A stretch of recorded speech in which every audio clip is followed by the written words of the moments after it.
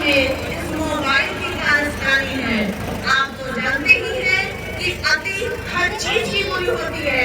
हमें बारिश की चाहत तो जरूर थी और बाढ़ भी चाहिए थी।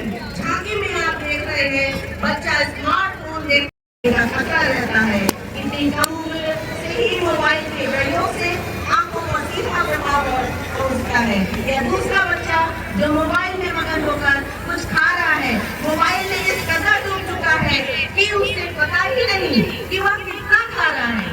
ये हमारे आपके सबके घरों का दृश्य है।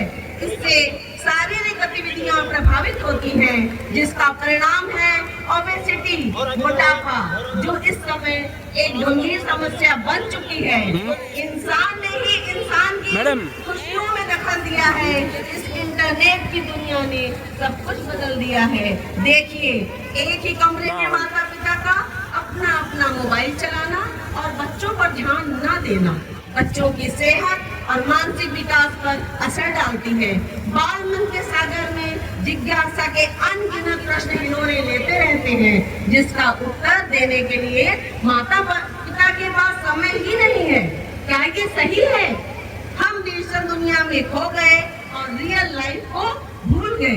आप देखिए, सेल्फी लेने का जुनून दिनों दिन बढ़ता जा रहा है। कभी रेल की पटरियों पर, कभी बीच सड़क पर, कभी समुद्र, झील, पहाड़ व नदियों के पास कई जिंदगियां काल का ग्रास बन जाती हैं।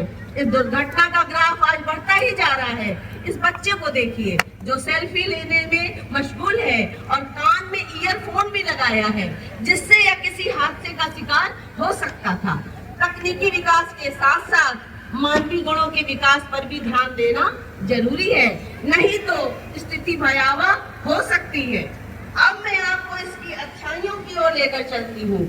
झांकी के अगले सोपान पर देखिए इस बच्चे को जो मोबाइल का प्रयोग अपनी पढ़ाई को आसान बनाने के लिए कर रहा है, जिससे कम समय और सही मार्गदर्शन में अपने लक्ष्य को प्राप्त कर सके।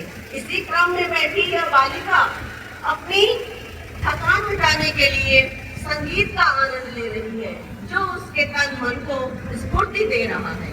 इसके बगल का बच्चा पर्यावरण के प्रति सजग रहते हुए पेड़ पौधों की देखभाल करके अपने कीमती समय को और भी कीमती बना रहा है।